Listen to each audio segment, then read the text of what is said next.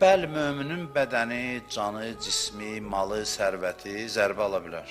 İman buna zəmanət vermir ki, sən iman gətirdinsə, həyatda çətinliyin olmayacaq. Belə bir şey yoxdur. Çünki dünya elə bir yerdir ki, insan burada şirin və acı hadisələr görməlidir. İmanlı oldu ya imansız, fərqi yoxdur. Bu barədə heç kəs sığortalanmayıb.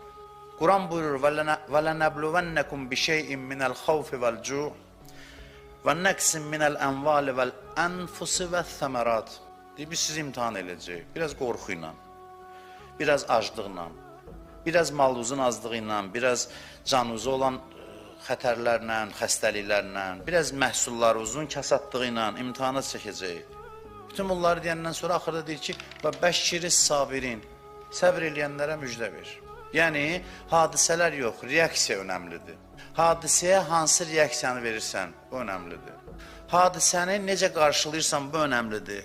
Hadisənin qabağında səndə səbr yaranır abi, o səbri baha qiymət alırlar. Səbr acizlik deyil ha. Səbri acizliklə, səbr qüdrətdir.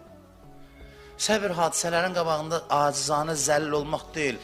Səbr müqavimət göstərib nəticəyə görə qane olmaqdır. Səbirli adamlar sarsılmazdır, əksinə səbirsizlər acizdir. İnsan səbirlə pillə-pillə ucalır Allaha tərəf.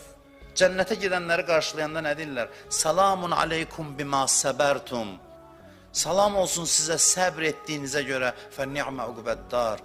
Axirət evi nə gözəl yerdir. Yəni sizi bu gözəl evə gətirir.